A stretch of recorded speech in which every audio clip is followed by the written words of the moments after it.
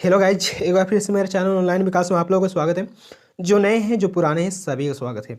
आज मैं इस वीडियो के माध्यम से आप लोग को बताऊंगा कि डॉक्टर श्यामा प्रसाद मुखर्जी यूनिवर्सिटी रांची के द्वारा ऑनलाइन एग्जामिनेशन के लिए जो दिशा निर्देश जारी किया है, उस दिशा निर्देश में क्या है, आपको कैसे करना है, ये सभी बातें आप लोग को मैं इस वीडियो के माध्यम से बताऊँगा। आप लोग को क्वेश्चन किस तरह से डाउनलोड करना है, एग्ज़ाम देना कैसे है, एग्ज़ाम देने के बाद आपको कहाँ अपलोड करना है, कहाँ से क्वेश्चन डाउनलोड करना है और किस तरह से आप लोग को पीडीएफ बनाना है, ये सभी बातें इस वीडियो के माध्यम से आप लोग को बताऊंगा। तो जो लोग डॉक्टर श्यामा से होंगे वो लोग इस वीडियो को ज़रूर देखेंगे। जो लोग भी ऑनलाइन एग्ज़ाम देने वाले हैं वो ज़रूर देखिएगा ये वीडियो को। तो जो लोग अभी तक मेरे चैनल को सब्सक्राइब नहीं किए हैं वो लोग फटाफट सब्सक्राइब कीजिए और डॉक्टर श्यामा से हैं तो फटाफट कीजिए। और चलिए देखिए कि क्या है जो कि डॉक्टर श्यामा ने दिशा निर्देश जारी। यही दिशा निर्देश है जो कि डॉक्टर श्यामा प्रसाद मुखर्जी यूनिवर्सिटी रांची के द्वारा ऑनलाइन एग्जामिनेशन 2020 के लिए जारी किया गया है।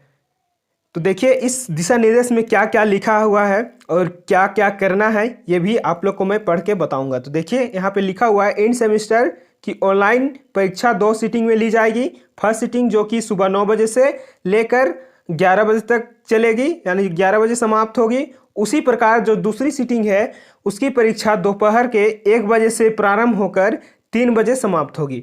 मतलब दूसरी सीटिंग है जो कि 1 बजे से लेकर 3 बजे तक चलेगी।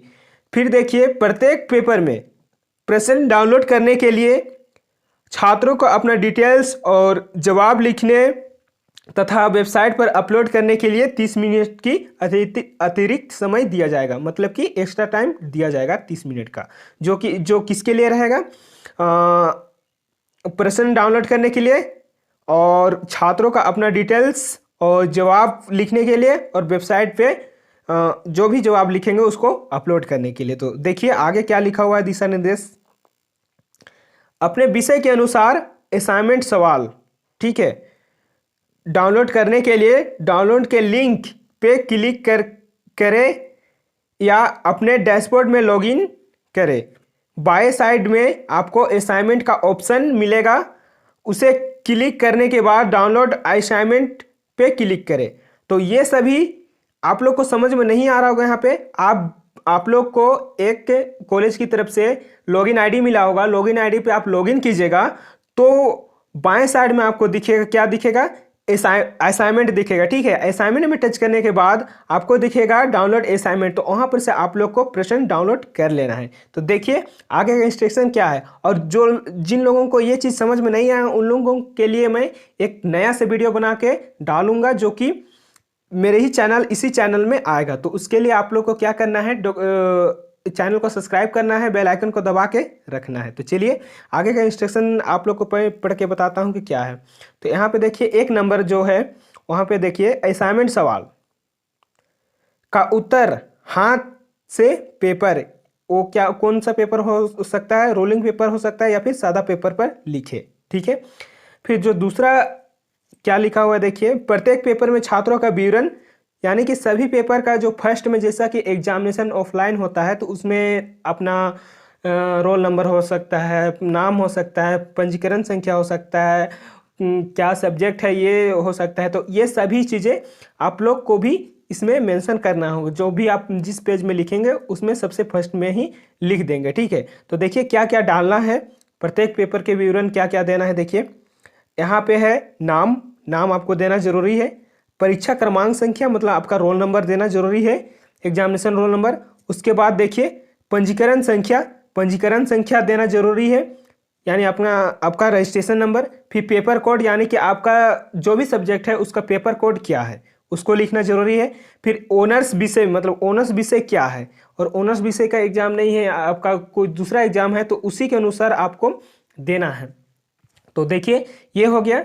फिर देखिए तीसरा नंबर में देखिए क्या लिखा हुआ है, अपने उत्तर को पीडीएफ, यानी अपने उत्तर जो लिखिएगा उसको आप स्कैन करके पीडीएफ में बना लीजिएगा। तो बनाने के लिए भी बताया गया है कि कैसे बनाना है। ठीक है, तो देखिए पीडीएफ फाइल बनाने के लिए आपको क्या करना होगा, डॉक स्कैनर ऐप या अन्य ऑनलाइन पीडीएफ क्रिएटर आदि का उपयोग कर सकते हैं जो नीचे दी गए हैं। ठीक है, तो आप लोग के सामने तीन वेबसाइट या फिर लिंक कर सकते हैं ये तीनों को। तो ये तीन दिख रहा है, तो आप लोगों को कुछ नहीं करना है, इसी लिंक पे टच करना है। फिर आपका जो भी पेज खुल के आएगा उसको उसमें अपना जो भी आप लिखे होंगे, जिस भी आप कॉपी में लिखे होंगे या फिर कोई भी सादा पेपर में लिखे होंगे कहीं पे भी, तो इसको स्कैन करके फिर पीडीएफ क्रिएट करना है। तो पीडीएफ क्रिएट करने के लिए जो वेबसाइट है या फिर लिंक कर सकते हैं, ये तीन लिंक दिया गया है जो कि कॉलेज की तरफ से। अगर आपको कोई और भी लगता है तो आप कर सकते हैं, लेकिन शर्त क्या है देखिए, ध्यान रहे जो पीडीएफ फाइल का जो साइज है वो 2 MB से ज़्यादा ना हो। तो देखिए ये सभी से कीजिएगा, कॉलेज की तरफ से मिला है इसीलिए मैं बता दे रहा हूँ कि ये सभी से कीजिएगा तो आपका 2 MB से ज़्यादा नहीं बनेगा, 2 MB से कम ही बनाने का कोशिश करेगा, क्योंकि कॉलेज भी दिया है तो सोच समझ के दिया होगा। तो चलिए फिर देखिए नीचे में क्या क्या और है इंस्ट्रक्शन। तो देखिए यहाँ पे 4 नंबर में देखिए, छात्र एक सिटिंग एग्जाम का एक ही पीडीएफ फाइल बनाएंगे। मतलब कि एक बार अगर आप एग्जाम देते हैं एक सब्जेक्ट का या फिर एक पेपर का, तो उसका पीडीएफ सिर्फ एक ही होना चाहिए, ना कि एक पेज का पीडीएफ अलग हो गया, दूसरा पेज का पीडीएफ अलग हो गया, तीसरा पेज का पीडीएफ अलग हो गया, ऐसा नहीं। मतलब एक एग्जाम दीजिएगा तो जितना भी आपका पेज होगा, जितना भी आप पेज लिखेंगे, सभी का पीडीएफ एक ही पीडीएफ में आना चाहिए। मतलब कि सभी पेपर सभी पेज एक ही पीडीएफ में बनना चाहिए, ऐसा बोल रहे हैं, ठीक है। फिर 5वां नंबर में देखिए, पीडीएफ बनाने के बाद आपको डैशबोर्ड लॉगिन करना है। जैसा कि आप सभी को मिल चुका है अपना लॉगिन आईडी, तो उसी पे लॉगिन करना है कॉलेज के वेबसाइट पे। उसके लिए भी मैं वीडियो बना दूंगा, तो वो सभी 12 तारीख से पहले आ जाएगा, तो आप लोग देख लीजिएगा। आप लोग को नहीं भी समझ में आएगा तो 12 तारीख को ही आप लोग के साथ एक मीटिंग रहेगा, ठीक है। वो हो सकता है मतलब मैं लाइव रहूँगा, आप लोग को मैं बताऊँगा जो जिन लोगों को समझ में नहीं आएगा, ठीक है। तो चलिए उसके लिए मैं अपना जो भी लिंक होगा उस मीटिंग का, उसका लिंक मैं डिस्क्रिप्शन में डाल दूंगा। जिसको भी समझ में नहीं आएगा वो सभी लिंक को टच करके डायरेक्ट मेरे से मीटिंग में जुड़ सकते हैं, ठीक है। तो चलिए क्या करना है, आप लोग को लॉगिन करना है और डैशबोर्ड में जाना है। वहाँ पे देखिए कहाँ पे आप लोग को अपलोड करना है वो चीज़ बताया गया है। फिर देखिए यहाँ पे बाएं साइड में असाइनमेंट पे क्लिक करना है। जैसे कि हम लोग क्या करते थे कि डाउनलोड करने के लिए असाइनमेंट में क्लिक करते थे, तो मतलब क्वेश्चन पेपर डाउनलोड करने के लिए, तो वहाँ पे भी क्या करना है, यहाँ पे भी उसी असाइनमेंट में टच करना है, ठीक है। उसी असाइनमेंट में टच करना है।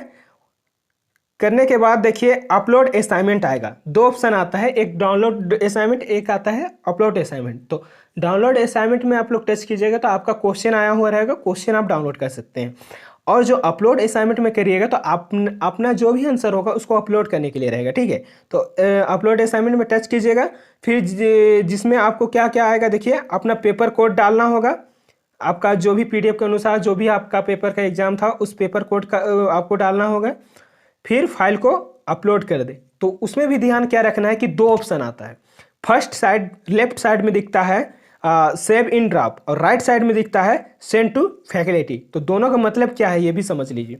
तो ध्यान रहे, इसीलिए बोला गया है कि ध्यान रहे। आप इसको सिर्फ टच करने के बाद आप छोड़ दीजिएगा तो सिर्फ आपके पास रहेगा, मतलब कॉलेज के पास नहीं जाएगा। तो देखिए क्या लिखा है, ध्यान रहे अपलोड करते समय आपको 2 बटन मिलेंगे, ठीक है। 2 बटन मिलता ही है। तो उसके लिए आप लोग तो जान ही रहोगे, मैं वीडियो बना के डाल दूंगा बोला हूँ, तो पक्का है कि डाल ही दूंगा। तो इसके लिए आप लोग को मेरे चैनल को सब्सक्राइब करना होगा, फिर से मैं बता दे रहा हूँ, और बेल आइकन को दबा कर रखना होगा। जैसे ही उस वीडियो आता है तो जो जिन लोगों को समझ में नहीं आया वो लोग समझ सकते हैं, और उसमें भी नहीं समझ पाइएगा तो आप लोग को मैं बता दिया हूँ कि क्या करने वाला हूँ, ठीक है। फिर आपका असाइनमेंट आपके पास है, ठीक है। मतलब आप पीडीएफ क्रिएट किए होंगे तो आपके पास रहेगा ही, आपके मोबाइल फ़ोन या फिर जहाँ भी आप क्रिएट करेंगे। तो फैकल्टी को सेंड नहीं किया गया है, मतलब ये जो आप इसको टच करेंगे सेव इन ड्राफ्ट को, तो फैकल्टी मतलब आपके डिपार्टमेंट को नहीं सेंड किया जाएगा, ठीक है। यानी कॉलेज को नहीं मिलेगा। कॉलेज को मिलेगा कहने का मतलब आपका जो भी डिपार्टमेंट है उसको नहीं मिलेगा, ठीक है।